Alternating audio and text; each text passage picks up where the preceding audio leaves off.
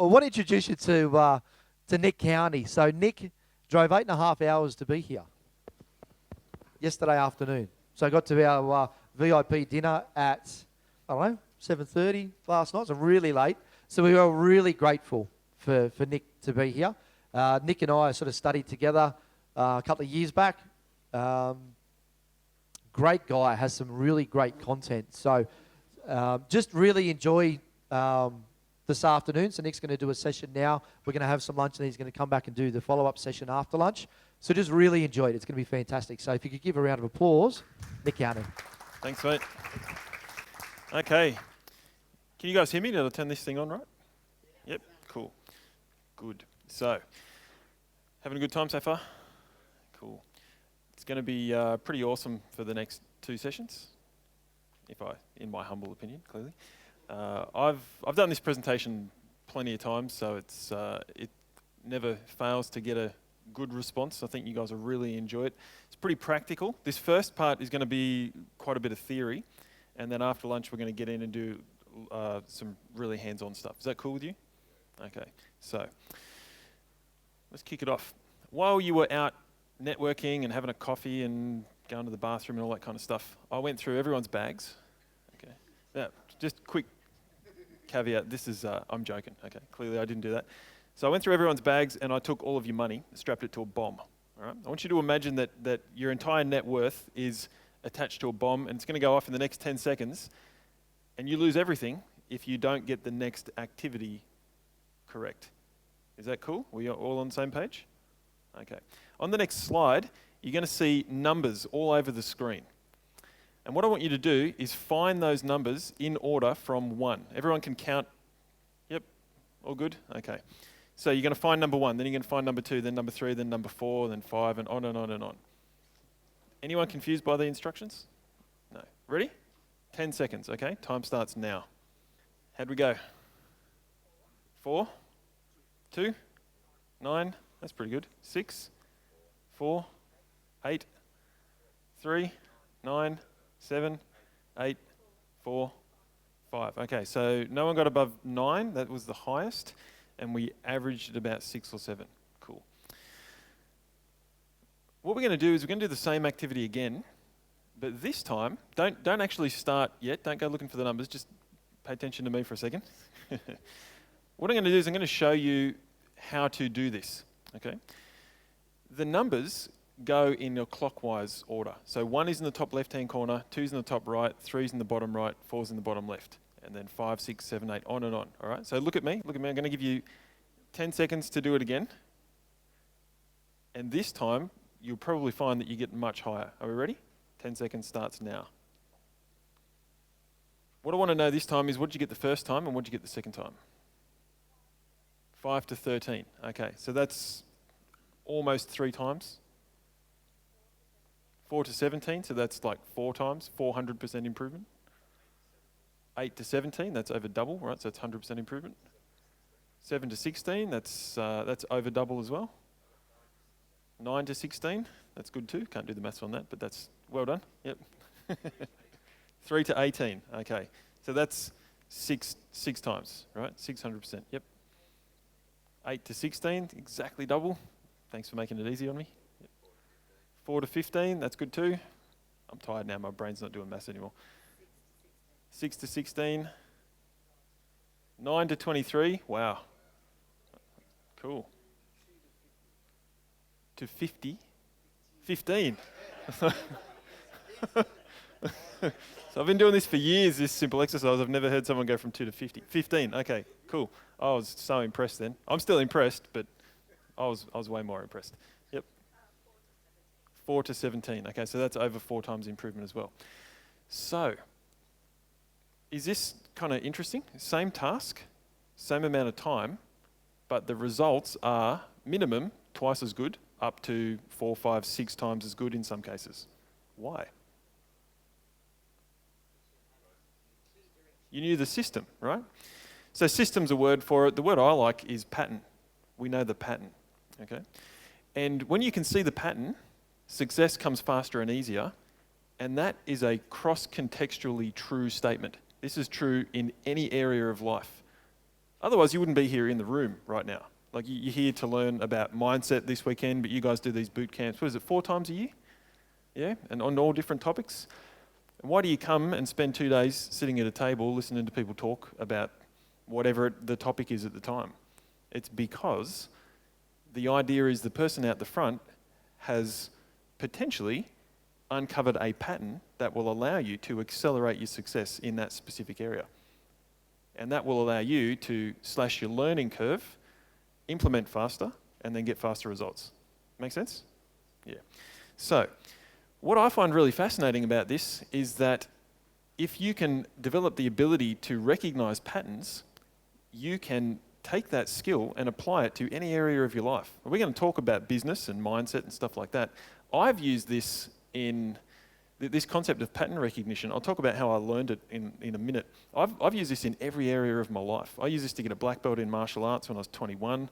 I used it to, I didn't have a girlfriend until I was 21.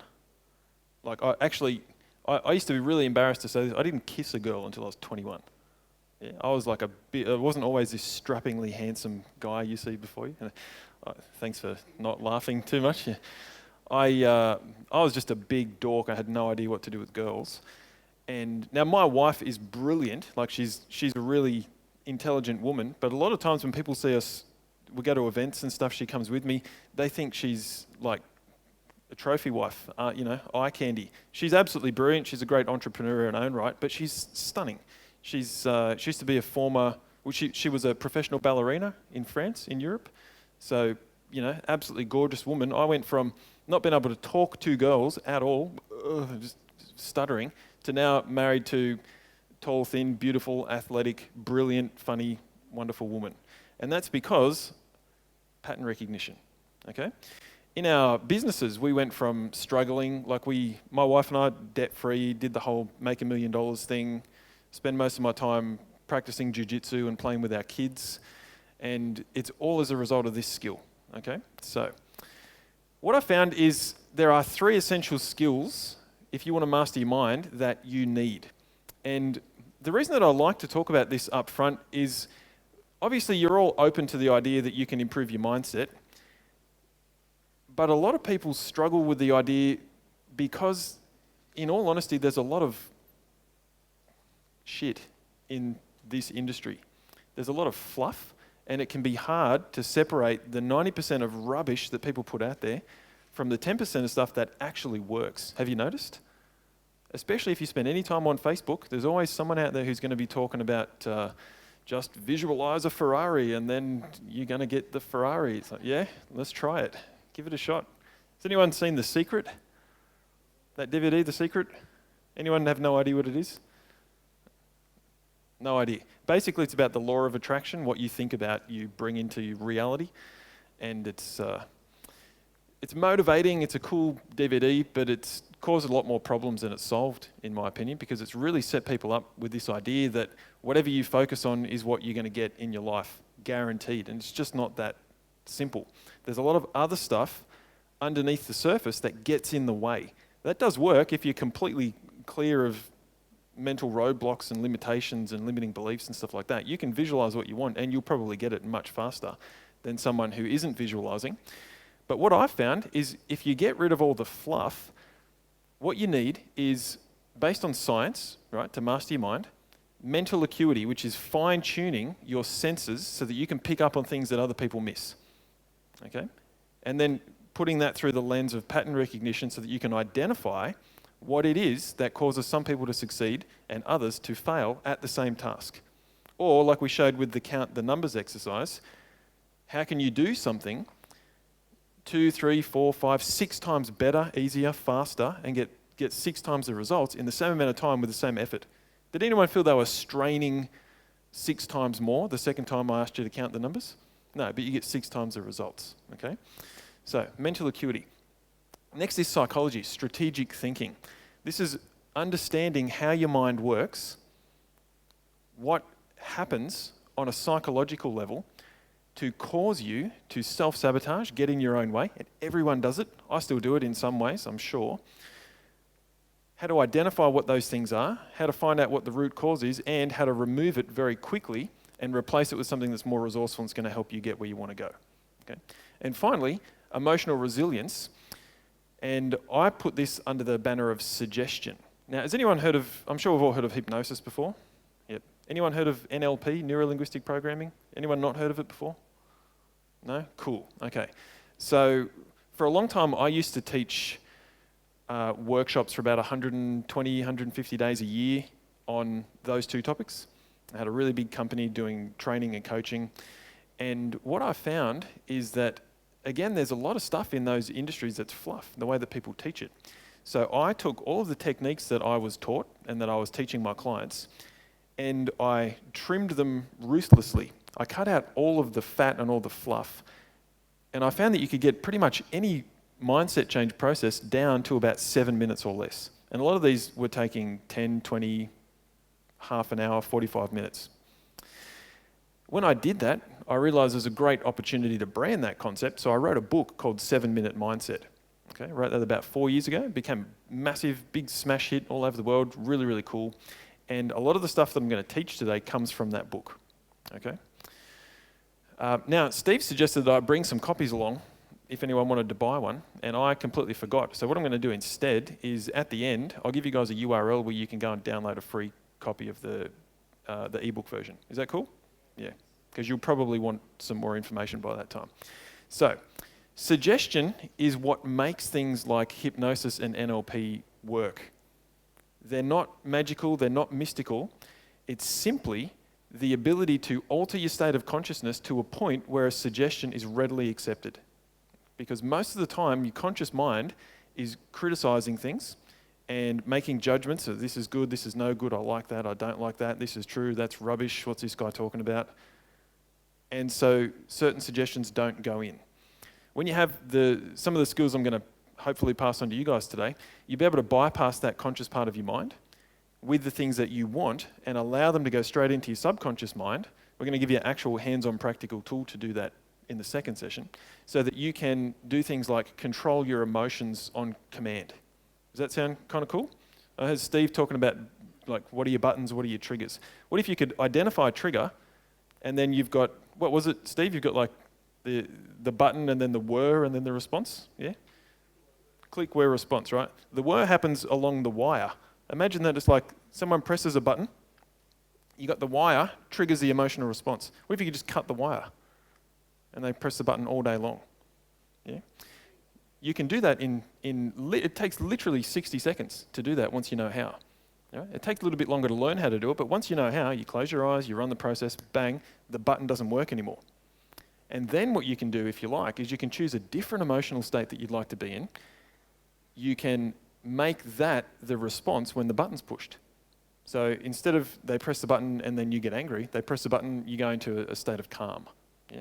Or something like you come out here and you need to do public speaking. Anyone do public speaking? A couple of us? Okay. Do you get nervous? Yeah.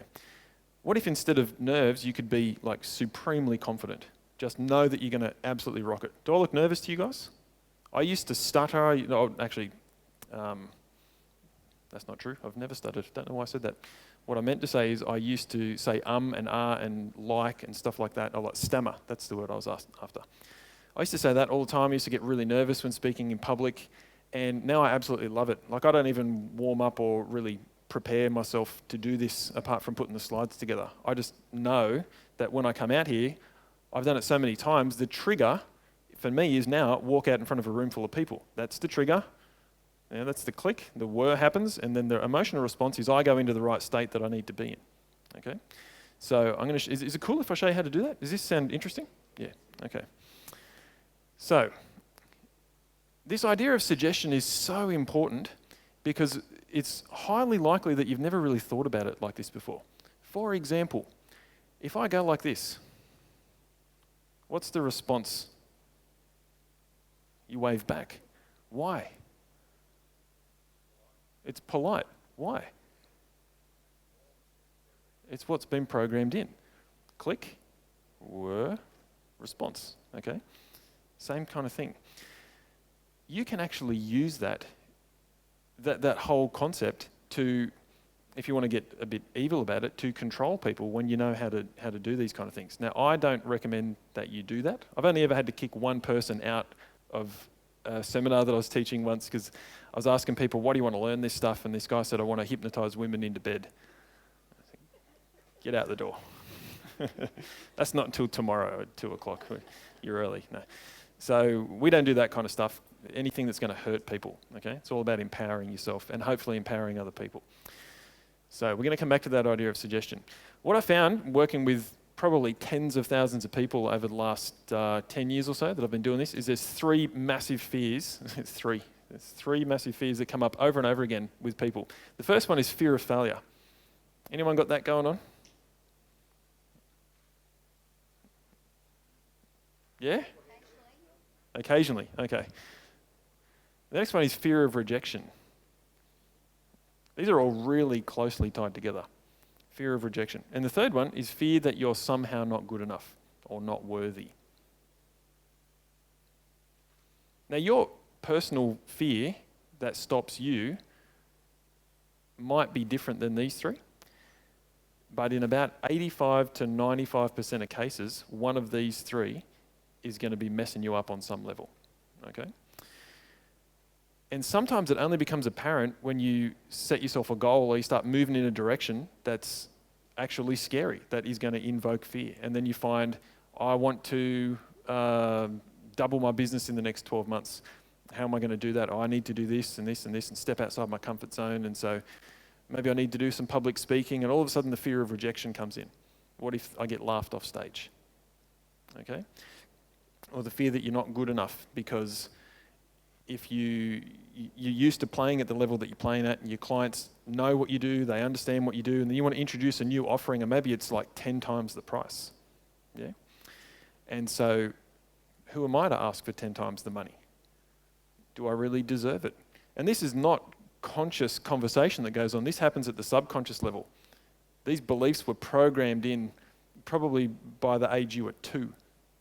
Okay? And so you go to 10 times your price, and in the subconscious mind, there's this little belief that goes, I'm not worthy of 10 times the amount of money per client. And so because you're not consciously aware of that, it still affects you, and it affects the actions that you take or don't take. Has anyone had an experience where you need to do some kind of work, and instead you find yourself checking the fridge or making a cup of tea? Yeah? Yeah, me too. I've done it plenty of times. That's a great sign that something's not firing properly. Okay, you want to stop and go, why am I really doing this? What am I getting out of not taking action? Okay, I can't remember the psychological term for this. It'll come to me, but in general terms, we call it the hidden benefit. Okay, what is the positive that you get out of not getting what you want? Does that make sense? Yeah. So 3 big fears. Here's what to expect. I haven't been talking very fast so far, but I tend to talk pretty fast. We've got a lot of stuff to get through. Very interactive. If you've noticed, I like to ask a lot of questions, and you find that if you don't respond, I won't let you get away with it. I'll just keep on the same point until you respond, so let's save ourselves the trouble and actually make that happen. Actually, do me a favour. Turn to the person next to you, all right, or in a little group there, and repeat after me. Oh, no. It's interactive. Okay. Now that we got that out of the way, if I ask you guys to, raise your hand or answer a question, is that cool? Okay, nice. I'm not going to make you like group hug and jump around and high five and scream stuff out like Tony Robbins would, because that's the fluff.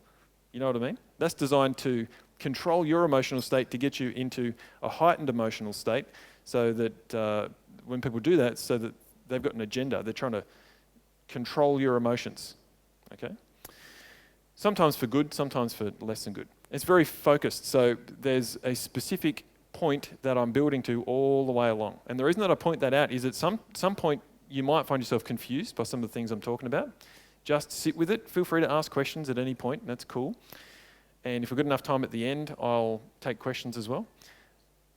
This is not haphazard. There's going to be some weird stuff that I say probably.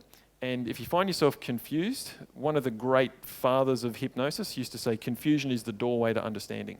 Okay? So just kind of sit with it and don't freak out or assume that I don't know what I'm talking about. Is that okay? Cool. So, you ever seen someone wear a suit that doesn't fit them? Yeah, it's either too big or too small. The whole point of what I'm doing here, and why I want it to be so interactive, is this is like a tailored suit, okay? I can take this in many directions, and if you have questions, you've got specific stuff that you want to ask me, by all means, feel free to do it. Otherwise, we could have just put a video on of me doing the presentation. Does that make sense? Okay. So who am I if you've never met me before? Oh, there's my gorgeous wife. I forgot that photo was in there. I told you she was gorgeous. That's what my book looks like, 7-Minute Mindset. I've coached and trained people from all these companies. So I think what I do is good, but I'm not the only one, is the kind of social proof part of the presentation.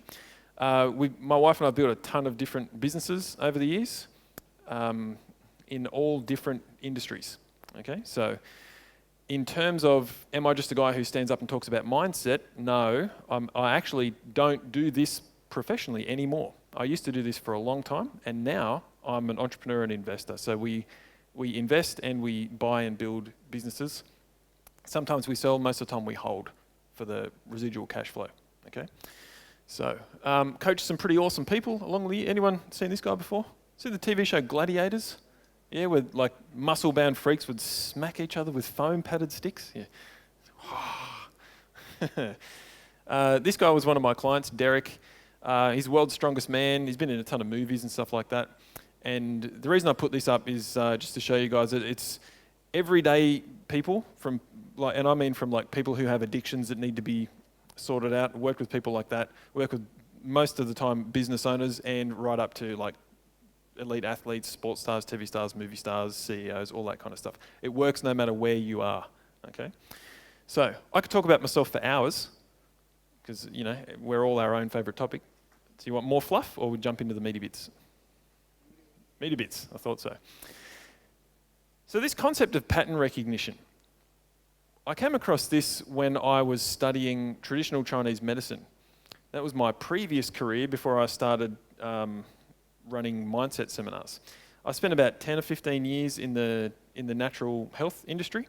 I was an acupuncturist and a Chinese herbal medicine practitioner, specialising in paediatrics, so childhood illnesses. And I absolutely loved it, but I was busy going broke because I had no idea about marketing. That's one of the things that really got me on the journey of learning how to actually run a successful business. And as a result, I ended up getting out of that industry. But when you learn Chinese medicine, it's a very different diagnostic approach to Western medicine. You go into a Western doctor, and most of the time, this is a big generalisation, but most of the time if you go in with a sore thumb, they look at your thumb and they go, well, here's what's happening with your thumb. You go in and see a Chinese medicine practitioner and it's weird. Yeah, you go, I've got this problem with my thumb joint here. And they'll ask you about your sleep habits, your diet, your lifestyle, your work history. They might ask you, if you're a woman, about how many pregnancies have you had and what was it like. And they'll ask about your sex life and your toilet habits and all this stuff. It'll take about an hour because they're looking at the whole system that is you to try and find within that massive array of information what's the underlying pattern causing the problem. Okay, because there's lots going on even just with a problem with your thumb. So imagine that you're a practitioner. Anyone in natural health industries, by the way? No. Okay, cool. So imagine that you're there in a clinic and someone comes in and you go, hello, Mrs. Jones, how can I help you today? And she goes, well, I've got a sore neck, a headache, a blocked nose, a sore lower back, I'm a little bit constipated and my right knee hurts. And that's the kind of thing that happens. People don't just turn up and go, oh, my neck hurts. They list everything. Maybe those things are not related, but it's highly likely that there is one or two underlying patterns that are causing all of their problems. And in many cases, just one. All right? So how do you sort through all those signs and symptoms and figure out what are the 2, 3, 4 things that are actually causing the problem? You do that through pattern recognition. All right? So there's actually 10 different pattern recognition-based diagnostic systems in Chinese medicine. And through learning how to do that, I became very, very good at pattern recognition. To the point where someone can walk in the door, and just by watching them walk, I've got about an 80% idea of what's wrong with them. Okay? The way they walk, the way they stand, the way they hold themselves, their body type, the colour of their skin, the luster of their hair, all these kind of things are diagnostically significant in Chinese medicine. So you get very, very good at pattern recognition. And it's a really fun party trick. Okay? So there's a concept in Chinese medicine. Everything's explained poetically in Chinese, which is really fun, but also makes it a bit kind of weird when explaining it to people who don't have that as a framework. And the way that they explain it is, imagine a web where everything is connected to everything else, but there's no one doing the weaving. Okay? So that's the concept that they use, the metaphor, to explain how confusing this can be if you don't have the ability to recognize the pattern. They call it the web with no weaver. And then what you want to do is be able to recognize the patterns. Yeah. Now, became very good at that in terms of diagnosis. When I started getting better at things like marketing and business and sales and stuff like that, I found that I could take those pattern recognition skills and apply it to these different areas of life and business. And I became really interested at that point in, why do most people fail? Is it possible to recognize the patterns that lead to failure and lead to success? And that started to really drive me. Have you ever noticed that there can be two people, like siblings, maybe even twins, in the same family, and they've got the same upbringing, so they don't have a particularly traumatic childhood, they've got the same life circumstances, they get all the same opportunities in life, and one turns out to be massively successful and the other one ends up on drugs. Yeah? Conceptually, right? Why? What is it that makes the difference? Why, despite the best opportunities, do some people still end up failing? And I find that most people fail. Most people fail. It's the motivating part of the presentation. Most people fail. Write that down. No. Most people fail. My definition of failure is to not achieve the goals that you set for yourself. Because we can sugarcoat it all day, and this is very common in the mindset industry, personal development. Has anyone heard things like, there's no failure, only feedback? Yeah? You either win or you learn. Yeah? My jiu-jitsu coach says that all the time. You either win or you learn. It didn't feel like I learned when that guy almost broke my arm. It felt like I lost. Yeah? So no failure, only feedback. That's true to a point. The feedback's always there, but if you don't learn from it, it might as well have not been there, because you're going to continue to repeat the same mistake, often over and over again, getting bigger and bigger and bigger until you learn the lesson. Okay? So I think anytime you don't achieve a goal that you set for yourself, by my definition, you've failed. So I'm not talking about laying in the gutter with a needle hanging out of your arm while people step on your face. Okay? That would also be failure, but that's not what we're talking about here. So why is it then that most people fail and only a few achieve real, lasting success? Has this ever popped into anyone's head? Why is that person so successful? They're not that much smarter than me. They don't look like they've had a better life, or I know their story. Has anyone had these kind of thoughts go through their mind? Yep. Okay. So that drove me nuts. I wanted to know, is there a blueprint, like an actual step-by-step process that if you can identify it and reverse engineer it, you can apply it to anyone and they will become much more likely to consistently achieve the results that they want for themselves. Okay? So 3 big questions that we're going to cover in the whole time that we've got today is, what's wrong with the modern psychology approach to dealing with fear? Fear is a big one. We'll talk quite a lot about fear. 3 telltale signs that you were programmed to fail and how to fix it fast. It's not enough to know that it happened. You want to know what to do about it. Would you agree? Yep. And how to replace any fear with unstoppable confidence in 7 minutes or less. Okay. Now that sounds like a big claim, and it is a big claim. We all heard of Muhammad Ali? Yeah? Muhammad Ali was at a press conference when he was going to fight Joe Frazier, I think it was. Yeah. And what's his kind of big famous thing that he say? I am the greatest. I'm the greatest. I'm the greatest. One of the reporters put their hand up and, yeah, you. And they go, Muhammad Ali, why are you always bragging you're the greatest? And Ali's response was awesome. He sat there for a second, he thought, and his response was, it ain't bragging if you can back it up. I thought that was pretty cool. So I'm happy to make a big claim like that, how to replace any fear with unstoppable confidence in 7 minutes or less, but I'll actually back it up. And I'll back it up to the point where I'm going to demonstrate how to do it, but you're actually going to partner up and run each other through it. Okay? And the reason that I do that is because what I'll often do when I don't have 2.5, 3 hours is I'll just run everyone through the process at the same time. And that's cool and it works, but then you leave and you get home and you go, well, that was fun and that was kind of cool, but Nick's been doing this for years and I probably couldn't do it again myself.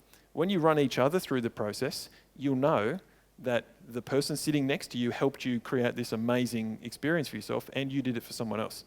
Okay? So it empowers you to not need me. Is that cool? Yeah. Which is a bad business decision. But it's fun. So is this right for you? I like to be held accountable when I do presentations. Okay? Otherwise, you ever been to a seminar or seen a speaker and they talk, and then you leave and you go, well, maybe that was interesting, maybe it was rubbish, but I didn't really learn anything and there's nothing that I can use.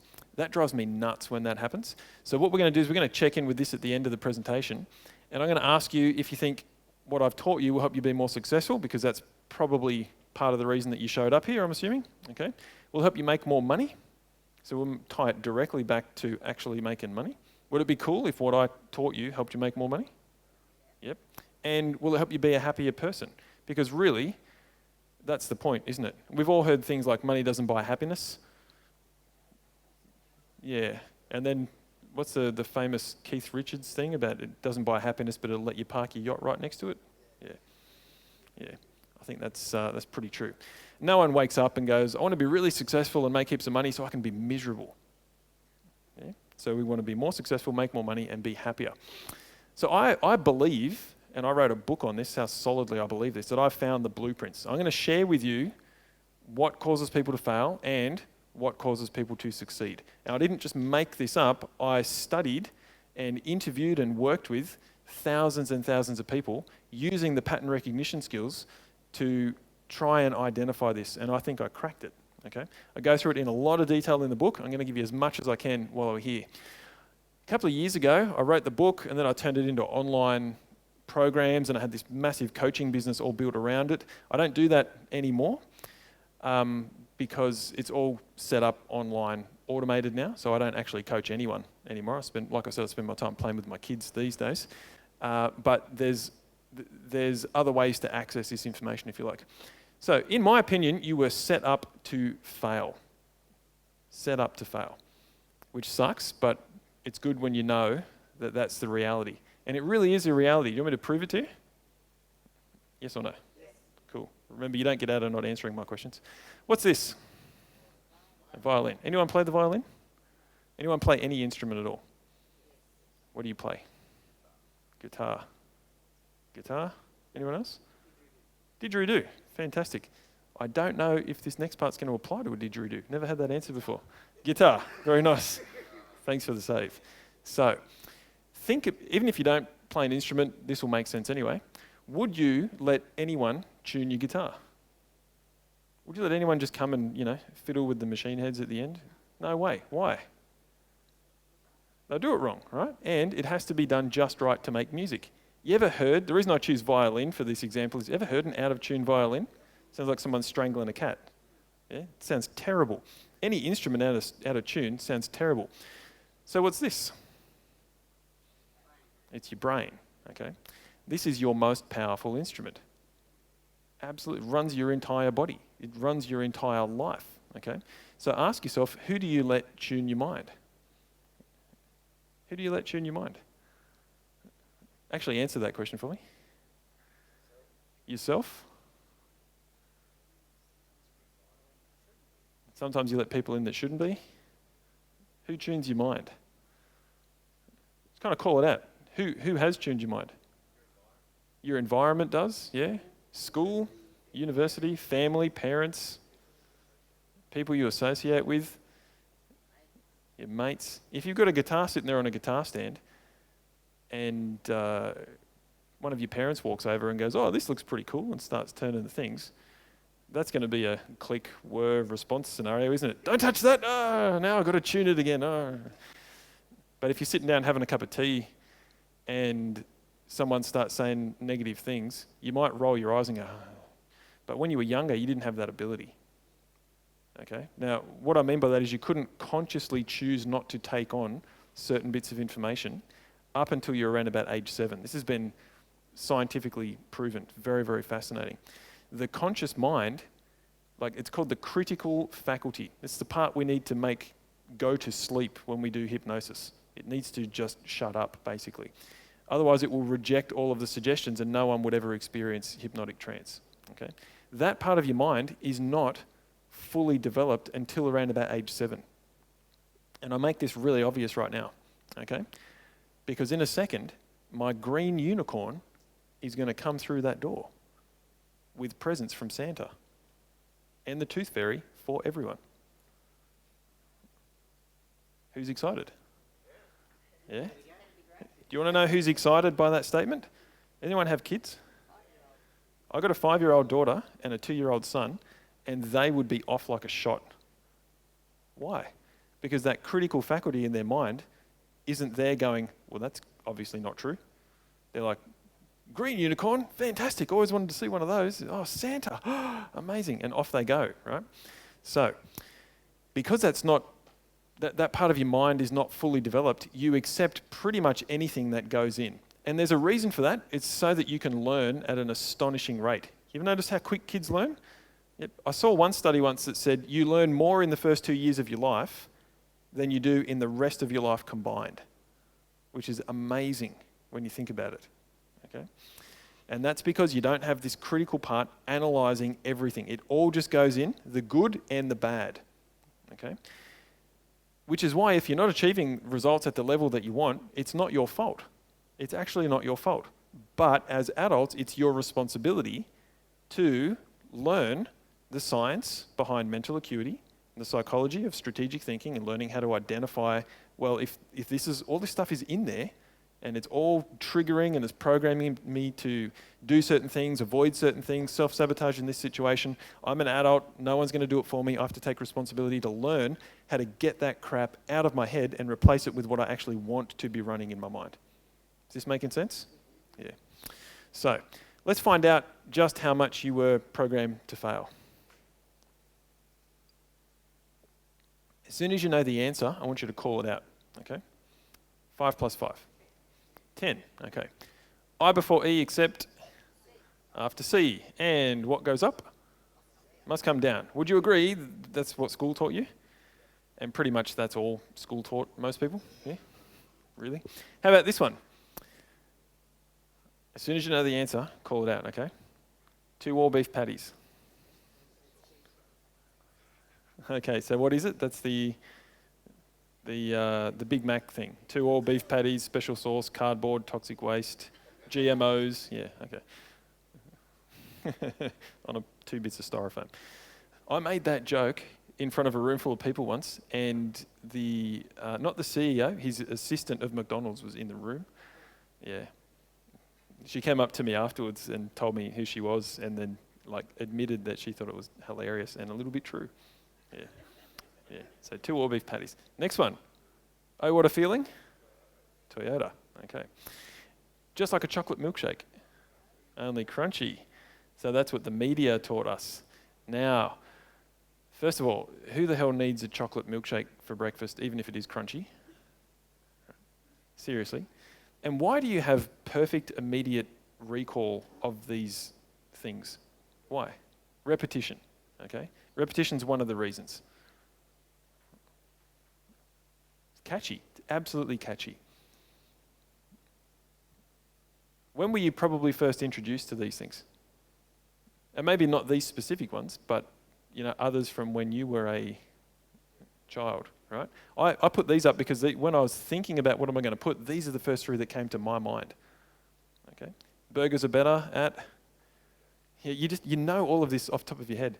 Unless you deliberately sat down with a piece of paper one day and went, just like a chocolate milkshake, only crunchy. Just like a chocolate milkshake, only crunchy. I've got to remember this. Just like a chocolate milkshake, only crunchy. It kind of makes only sense that that's in your mind because it was programmed by someone else. Yeah? How about this one? Go to school? Go to where? Gowings. Okay, cool. Go to school. What do we do at school? Learn. Okay, that's the plan. What are you told at school? Sit down, shut up, head down, work hard, study hard, pay attention so you can get good grades, so you can get a good job. But what happens between school and job for a lot of people? Go to university, sit down, shut up, head down, pay attention, don't talk, work hard, study hard so you can get good grades, so you can get a good job. And then what happens? You get a good job, right? Or you get a job, who knows if it's good. And what are you told at work? Sit down, shut up, work hard. You're not told study hard at this point, that's done. Yeah. Pay attention, do what you're told, work hard, work hard, work hard, work hard, so you can work until you're old enough to retire, which if you think about the word retire, get tired all over again. Okay? This is what a lot of people bought into. And for a lot of people these days, it's not really the way that it's not working out for a lot of people. Okay?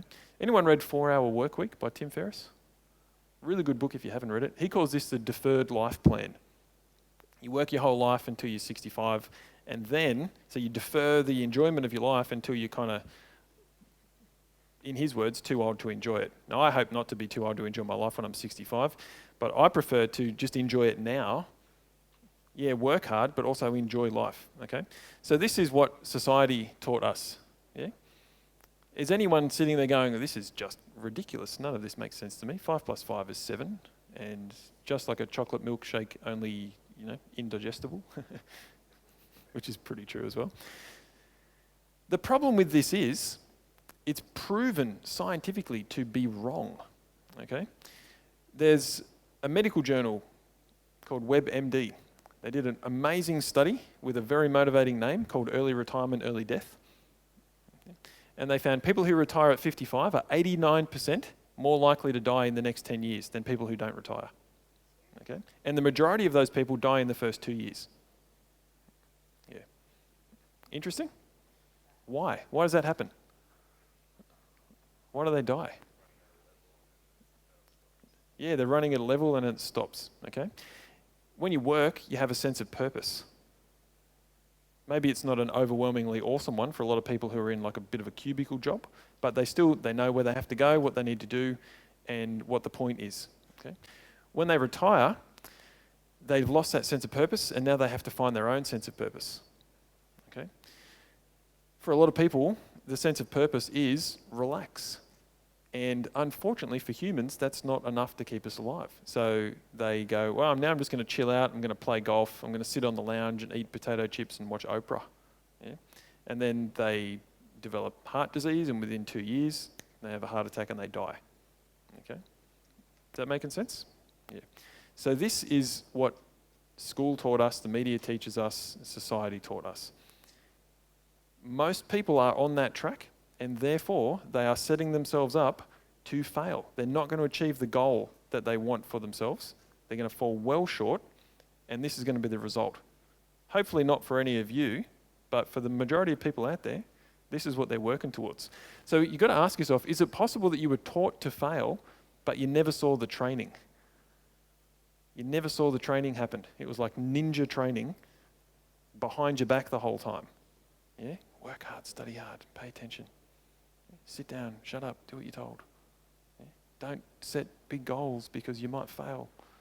Don't talk to pretty girls because they're going to, I don't know, whatever I thought was going to happen. Yeah? Let's find out. When you were a kid, what was the main conversation around money in your family? What kind of things were your parents saying? Money doesn't grow on trees, which until I think it was 1992, we started printing money on the plastic. What was it made out of before? Paper. Where does paper come from? Trees. Your parents lied to you. Yeah? Okay. Money didn't grow on trees. Money was the tree. That's how wrong they got it. What else? What kind of things were your parents saying? Can't afford it. Others? Not enough money. There's not enough. In one hand, out the other. Yeah. Have you heard this one? Made round to go round. Yeah. So there's heaps more that actually, I used to have a big list of these, and what I found was so many people have issues with money and their mindset. You ever heard like you should never talk about money, politics, or religion? Yeah. The reason for that is because most people those are big triggers for a lot of people. It will set off their conditioning. And then you're not talking to that person, you're talking to a stimulus response robot. And no matter what you say, their emotions and their programming is what's going to come out. Okay? Unless you're hanging out with a room full of people who've worked through this stuff, and then you can have conversations about it anytime you like. I got so fascinated by this at one point. I did an 18-month anonymous survey on people's money beliefs using SurveyMonkey. You guys seen SurveyMonkey? Yeah. So I was only going to do this for like a couple of months, and people just kept filling it out. So I left it up. And after 18 months, I had so much data that I shut it down, and I went through it all, and I found here is what people are struggling with around money. Here's where they've been programmed, and here's what the problems are. And I already knew how to fix it, so I started teaching workshops and seminars on that as well. Okay. Now, I don't do that anymore, so what I've done is I've taken all of the results of that and put it into a PDF. It's about 180 pages long. And I went through and I created graphs and tables and things to show you. It goes into way more than just money. It's like, what are your fears? What makes you angry?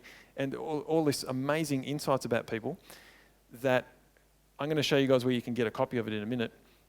If you market absolutely anything, it is worth $100 million to you to have these kind of insights. So I've already done the work. I gathered all the information, and you can use this to, not for evil, use it for good. You can use this to sell more of pretty much anything. Okay, very, very cool. So the average yearly wages in Australia at the last census was $70,668 a year. Okay, maybe you make more, maybe you make less. Hopefully it's more. So that means the full-time adult weekly earnings $1,359 a week. Okay, I don't know about you, but I think that sucks. I think that's pretty ordinary. This is a screenshot from the money survey that I did. Question 5, what's your yearly income? So we've got 0 to 50, 50 to 100. Okay, so less than 100 grand is what we're looking at. 79.4% of people make under $100,000. And this survey went on for 18 months, and we had hundreds, if not thousands, of responses, okay, from all over the world. Majority from Australia, though. If you keep going down here, you get to, I think it's around about 93% of people, or 95 or something, make less than 200 grand. Okay? So not a lot of people out there making decent money in the world. There's the link. If you guys want to write that down, I used to do a webinar on this stuff, and that would... Now, quick caveat, at the end of that automated webinar, there's a sales pitch. Don't buy the thing. I need to update the webinar because I don't deliver what is sold on that webinar. So I'm not putting that up there so you guys go through a sales process. It's the only place where I could find my PDF of the survey, okay? It's rare that someone stands in front of a room full of people and says, don't buy that thing, but you don't need to. When you just put your details in the form for the webinar, and on the next page you can download the survey report, okay? I think it's 183 pages. Has everyone got that who wants it? Yep, cool. So I say, why make 75 grand in a year when you can do it in 6 months? Half the time, spend the other half, surfing or playing with your kids or doing whatever you want to do. Or 1 month or 1 week. Is this pushing anyone's buttons? Yeah? Or a single weekend. It'd be pretty awesome, right? Sometimes, I don't talk about this stuff. I'm sure Steve's had the same experiences. $75,000 in a weekend that's a good weekend, but it's not a big weekend. If I'm running a seminar or something like that and selling from stage, it's pretty easy to do. We've had $75,000 hours before. Yeah. It's fun, but it's not... it's kind of life-changing when it first happens, but you do it enough times, you get used to it, okay? What I've found is in order to build a business where you can do the kind of things that we're talking about here, specifically talking about mindset, okay, there's 4 things you need to get right to build a 6 to 7 figure business, okay? from a mindset perspective. Mindset's actually the first one. You need to have the right mindset or you're going to self-sabotage, which is awesome why Steve's chosen mindset as the topic. And I think the people who didn't come here are nuts. They're absolutely nuts. Once you've got the right mindset and you're not self-sabotaging, you need the right business model, okay? Which is why it's awesome that you guys are involved with Steve and Megan, because I'm sure there's training on how to improve your business model and stuff like that. The right marketing. You can have the best business in the world, but if no one knows you exist, you're still going to go broke. So you must have the right marketing. And then you need the right mentor. You need to learn from someone who is not making shit up as they go along. They've done it before, they've been successful, and they can show you how to do it. They can transfer their pattern recognition to you. So you can just implement the pattern and achieve results in a fraction of the time that it would have taken you otherwise. Okay. Now, this is what I used to coach people on when I had a business coaching program. I shut down at the end of last year because I didn't want to do it anymore. And if you get just these 4 things right, you can make $1 million easily. Okay. There are other things that you need to do to keep that money, obviously, but you can make the money with just these 4 things. Without even one of them, you'll never get there. Okay. So why don't more people do it? Why aren't more people making 75 grand in a weekend? It's not easy. I'd write that down if I was you. Are you sure? They think it's not easy. Okay. Do you think it's not easy? Okay. I'd definitely be writing that down. All right. That you believe it's not easy to make 75 grand in a weekend. If you have any desire to make that kind of money. Yeah. Okay. Why else don't people do it? They don't know how. A little secret is you might have noticed when I say people, you can actually remove that word and put you in there. Okay. I ask questions that it's called. Sometimes when I'm teaching, I like to step back and explain what I'm doing at the same time. Is that okay? Like, is this interesting to you guys? Yeah, okay. So, from a suggestion, hypnosis kind of point of view, to get someone into the state where they're ready to accept suggestions, you can talk about someone by talking about other people. So when I say, why don't people do this? You're not thinking about why other people don't do it. The answers that come to your mind from your subconscious are actually all about you. When I say, why don't more people do this? And I use the word people, but I'm actually talking about you. That's called displacing the referential index. Okay, that's the psychological term for it. You are the referential index, and I'm displacing it by not talking directly about you. I'm talking about someone else, which gives you the freedom to come up with answers without feeling attacked. Does that make sense? By thinking about other people instead of thinking about yourself, we've removed you one step from yourself. You're no longer critically analysing what I'm saying, and you're accepting the suggestion that I want you to find reasons why you're not playing at this level. Okay? Does that make sense? Is that cool? I'm playing with my mind. Yes. That kind of thing, I often don't explain this in like 90-minute, 2-hour sessions like this. When I used to do longer format seminars, I'd go into how to do that kind of stuff. But that's built all through the presentation, okay, to help you actually get this without really needing to think about it too much, which is why I deliberately don't provide notes as well. I'm happy to give the presentation afterwards, but I want you thinking and having it coming through your head, down your arm and out your hand as you take your own notes, what's relevant to you at the time. Okay? So that's the slight side point. Why don't more people do it? I found that the reason that people don't do it is because they've been programmed to fail. This is directly from my book. What I found is there are 7 habits that lead to failure. And I call them habits because, again, a habit is something that can be changed. All right? It's not like the 7 rock solid things that will never change in people. And I found this by studying thousands of people. There are also 7 things that consistently lead to success. And in a moment of clarity, I suppose, I found that I could turn each of those lists of 7 things into an acronym for the word failure and success, because that makes it easier to remember. When something's easy to remember, it's easy to implement. When it's easy to implement, it's easy to get results. Okay? So, the first habit of failure is fear. I'm not going to spend a lot of time on this because we're going to talk about it in more detail in a minute. Okay? Just know that if you're afraid of something that's being triggered at some level, the fear comes up, it's a major cause of self-sabotage, and therefore you don't take action and get the results at the level that you want, which is my definition of failure. Okay? After that, the second thing that causes people to fail is attention displacement. What does that mean? That's when your attention's on the wrong thing at the wrong time. So you should be writing an email, but you're making a cup of tea. Okay? And you know that you shouldn't be doing that. You don't need another cup of tea. You've had 3 this morning. You should be writing the email or getting off Facebook or whatever it is that you're doing. Okay? Attention's on the wrong thing at the wrong time. Next one is indecision. It's, again, this came from studying people, but it's also been studied by scientists and psychologists, and they found that the faster you make decisions, the more likely that decision is to be correct.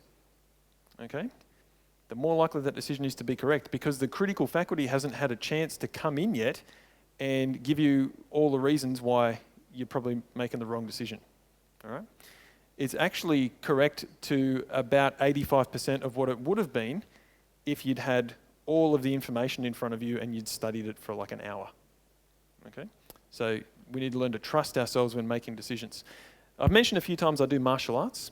I like reading ancient samurai texts, things where one samurai would be sitting in a cave and then meditate for 20 years, and this is actually true, you know. Another young samurai comes up and asks him to explain the secrets of being a samurai, and then he transcribes the whole thing. There's an awesome book. It's actually like 17 volumes long. Yeah, it's huge. I haven't read all of that because the only part you can get in English is about 200 pages. And really interesting book. And in that book, one of the things that stood out to me is a saying that this is one samurai passing on to another. He said, every decision should be made within the space of 7 breaths. And he didn't say most, he said every decision. And you think about the environment they lived in, it was life and death. You're walking down the street, at any point someone could pull their sword out and try and kill you. Okay? So every day they're faced with the fact that they're potentially going to die. And so if you've got a decision to make, you must make that decision. Now, maybe you're sitting there going, well, it's good that we don't live in those times anymore, but how do you know when you walk down the street today, someone's not going to pull out a knife or a gun, or a car's going to mount the curb and accidentally take you out, or you're not going to fall over and accidentally bang your head, and then that's it, your time's done. We spend all this time procrastinating on decisions, when if we just make them, we're going to be at least 85% correct. Okay? At least. So, indecision. That leads to lack of action. It leads to, but they're also independent. Some people are very decisive, make the decision and then don't do anything about it. Okay? So if you walk into the gym, you set up the squat rack, and you walk in and then you go, cool. You don't ever lift the weights, what's going to happen? Absolutely nothing. You don't build a body like this. Yeah? No. Thanks again. So, lack of action. You have to actually take action, okay? You're looking at me like, yeah, of course. You're skinny, man. Next one is unrealistic expectations. This is where I've got a problem with The Secret, that DVD we talked about before, Law of Attraction. That's fantastic. There's an actual scene in that movie where an Aussie guy by the name of David Shermer, who used to teach investment stuff and got chased down the street by a current affair. Why did you rip off all these people? You know, whether he did or not, who knows? I mean, those guys are full of it anyway. But he's in the film and he's sitting there and he's saying, I was so sick of bills appearing in the mail. And I learned the secret, the law of attraction. And then I just started visualizing checks appearing in the mail. And you know what happened? Checks started appearing in the mail. Yeah, I can see by the look on your face that you're going, awesome, I'll try that out when I get home. That little part of your mind that goes, bullshit, is probably firing off right now. Yeah. In that whole movie, which goes for 3.5 hours, there's one section, it takes 5 seconds, I timed it, and only one time in that whole movie, there's a guy called Joe Vitale. You might have heard of him. He's a kind of mindset dude from America. He's sitting on a stool. They go, cut to him in 5 seconds. He goes, you have to take some action. Cut. Oh, I think they put it in there as a caveat saying, no, we mentioned that you've got to take some action. 5 seconds in 3.5 hours of just visualize and it'll magically happen. I think it should have been the other way around. Like, take action, take action, take action, take action, take action, take action, and think positive. Okay? It really should have been that way. That's the real secret. So repeating patterns. A repeating pattern is anything mental, emotional, or physical that happens over and over again. It gets in your way, slows you down, holds you back, or stops you achieving the results you want at the level that you want them. If the same thing keeps happening over and over and over again, there's a very good chance that something's going on the subconscious level, that if you resolve it, that repeating pattern will go away. Okay? And sometimes it's very subtle. It's that every time you go to do a speaking gig 2 days beforehand, you start getting a sore throat. Yeah? Why are you getting a sore throat? It's because maybe you're a little bit scared that people are going to reject you when you get up on stage, and so you start sabotaging your ability to actually do the thing you need to do. Yeah? You see this kind of thing all the time when you start looking into it. And the last one is external negative influences. External negatives. Okay? So this is anything outside of you that slows you down, holds you back, stops you, gets in your way of achieving what you want at the level that you want to achieve it. Now look at the list. How many of those things are external? 1. So out of 7, 6 of them all happen inside of you. Okay? Now if I had 6 people over here and 1 person over there, and we said, here's a rope, let's do a tug of war, who's going to win every single time? These 6. Okay? So yes, it's important to associate with people who are going to lift you up and not be negative and remove yourself from negative environments, but there are countless stories of people who grew up in extreme poverty and terrible life situations who are now doing really well because the other 6 things they had sorted. Okay? So, let's talk about fear for a bit. Of these 3 fears, which one holds you back the most? Fear of failure, fear of rejection, or fear that you're somehow not good enough? Now this is for you to write down. I'm not going to ask you to call this out. Okay, this is a personal thing. Which one holds you back the most?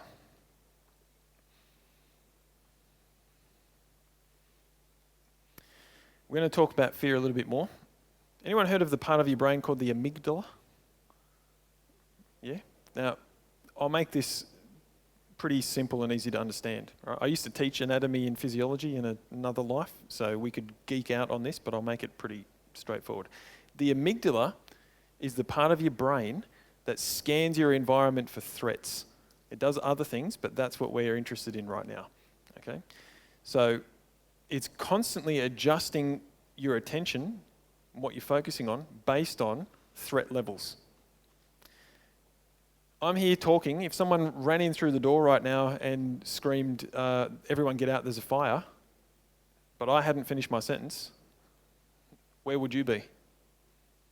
You'd be out the door. It doesn't matter what I'm saying anymore, right? There's a threat. That part of your brain is constantly scanning. It's like, a fire? Who gives a stuff what Nick's talking about? Let's get out of here and protect ourselves. And that's very important. We developed this as a survival mechanism. The problem is that it works as well now as it did when it was developed. Okay? And that's actually a problem if you want to achieve the success that you want to achieve. Because it was designed, if we can say designed, to stop you getting eaten by saber-toothed tigers. Okay? So we're out there doing our foraging for berries, and a saber-toothed tiger comes around the corner around a big rock, and the amygdala's scanning. You get that little... You ever had that feeling where you're not even looking at the threat, but the hairs on the back of your neck stand up? You just know something's wrong, and you look around and you're like, oh. So imagine you look and there's a saber-toothed tiger. Okay? What are you going to do? Run or fight. You've got an actual inbuilt response, the fight or flight response. Okay? You get a dump of adrenaline. Your pupils dilate so you can see more. The blood from your extremities pools in your thoracic abdominal cavity to protect your internal organs. And so if you get cut on your extremity, you don't bleed out as quickly. This all happens naturally. The adrenaline make you know that someone who gets scared, that the stereotype is the knees go weak and they wet themselves at an extreme level. That's actually so you can run faster. Your body dumps the wastes so you're not as heavy. Yeah? Not like, doesn't make you feel good, but it's efficient. Okay, that's at extreme levels. If you didn't have that and the saber-toothed tiger walks around the corner and you're picking up the berries and you look and you go, that's a fascinating creature. What happens next? Lunch. Okay, you're gone. So that's cool under those circumstances. Now, what happens a lot is it triggers under the wrong circumstances. So, you've just walked into a cafe. And over there, now I'm married, all right? Let's pretend for a moment that if you're married or you're here with a partner or you have a partner, that you're single. Take your mind back, okay? And in the corner over there is the most attractive person you've ever seen. And you'd love to walk up and start a conversation with the intention of maybe asking for their phone number and seeing how things progress. In total honesty, raise your hand if you'd be completely cool with doing that. Look around. Okay. Why? What's the worst that's going to happen? They say, well, actually the worst that's going to happen is you walk up and they go, oh, you creep, and pull out a gun and, that's worse, isn't it? What's likely to happen? What's likely to happen? Maybe. It's just as likely that they'll go, yeah, sure, okay, you're interesting, here's my number, all right? This part of our brain senses that as a threat. Why? Because way back when we're all kind of in tribes and, if you had to rely on the tribe to provide for the needs that you couldn't provide for yourself, ostracism from the tribe meant death. Because when the saber-toothed tiger comes around the corner, you need 5 people with spears to take that thing down. You can't do it on your own. So if you get kicked out of the tribe, you're going to get eaten by something. You're going to die. Okay? You're going to starve, you're going to freeze, or whatever it is. Or another tribe's going to come along and go, oh, look, there's a threat, let's kill them. Okay? And we act as if that's true now. You ever walked down the street in a major city and looked people in the eyes and smiled? Freaks them out, yeah? I'm generally a happy person, so I smile a lot, and I am comfortable in myself, so I like to look people in the eyes. It's a thing. In the country, it's cool. Yeah, I live in Tamworth at the moment, and my wife bought a ballet school there, and it's refreshing. You walk down the street, everyone says hello. They look you in the eyes and say hello. Then we go to Sydney for a weekend, and you walk down the street, and everyone's got this look on their face, like they're going to try and kill you, when actually they're scared that you're going to attack them. Yeah? Yeah, they don't get it, yeah. So, what I want you to do is grab a pen and a piece of paper and write down, my fear is, and then fill in the blank. What's the fear?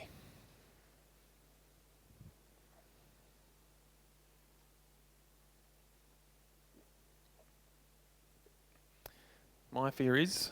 On the flip side, I'd rather feel. In that situation where that fear comes up, assuming everyone wrote it down, whatever your fear was, how would you rather feel? And what we're looking for here is what emotion, if you were to replace the fear in that situation, would allow you to get the result that you want. Okay? So instead of fear, when I come to speak in public, I am rock solid confident that I'm going to do a good job.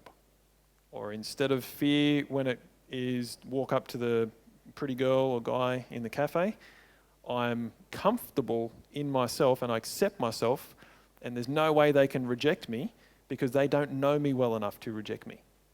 Okay? How can someone reject you when they don't know anything about you? All they're simply saying is, I don't feel like investing the time and energy in getting to know you. And that's fine. That's everyone's choice. Okay? So how would you rather feel? This one, it's actually, if you're happy to, it's cool to tell me if you didn't want to say the fear. So what would you like to replace the fear with? Confidence. Self-belief, that's okay. You can talk too. Having the empowerment and the guts to do it, okay? Happy with something good enough. So that would probably be acceptance, I'd say. I mean, use your own word. You don't have to use my word, but that's the concept that comes to me. Over here? Empowered, very nice. You got something written down? Confidence. Confidence. Comfortable and confident. Carefree. Confident. Confident and empowered. Okay, confident and excited. I've been doing this for ages. Sorry? It is a key theme. Over 95% of people, when asked this question, have some variation on confidence. Okay?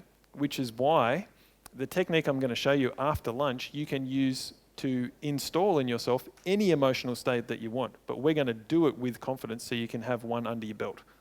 Okay? And this is the reason. So people say confidence is the answer to fear. So here's how people used to fix these problems in the old way. Okay?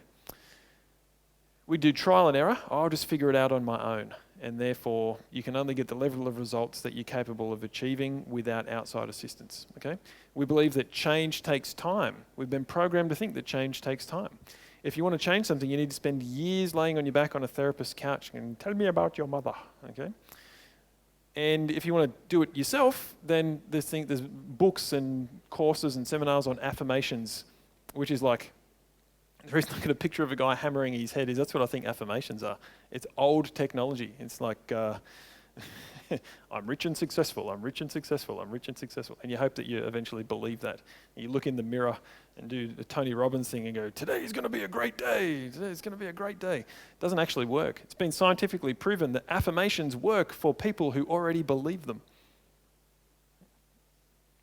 I think that's crazy. And if you don't believe it, it actually lowers your belief in yourself if you don't already believe it. Because the critical faculties, they're going, I'm rich and successful, I'm rich and successful. And then another part of your brain's going, no, you're not, no, you're not, no, you're not, no, you're not, no, you're not. 6 people on this side, 1 on this side, tug of war, wins every time. Okay? Affirmations don't work. So here's what does work. Instead of trial and error, we use what I call mindset mapping.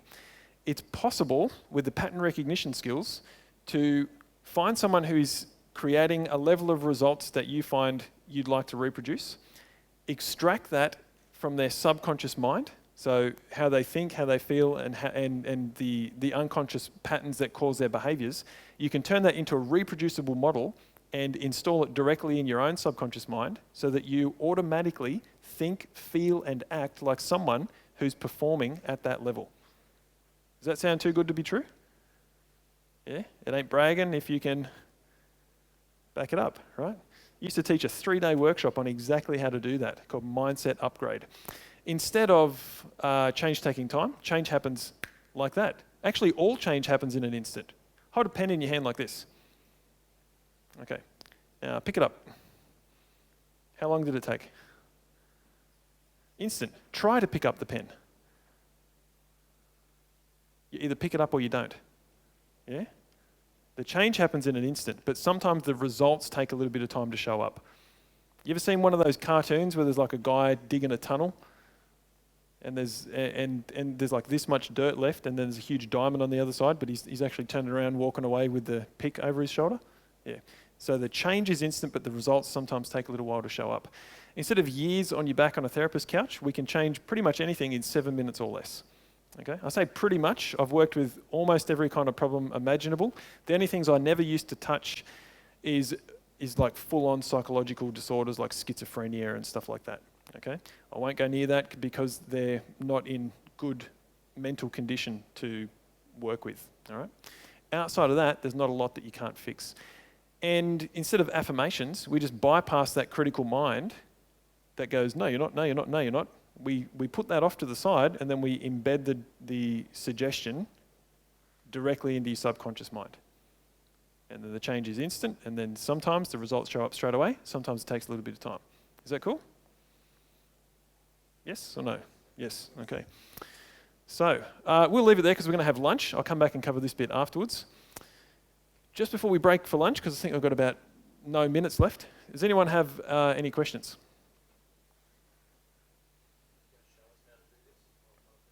If you come back after lunch, I am, yeah.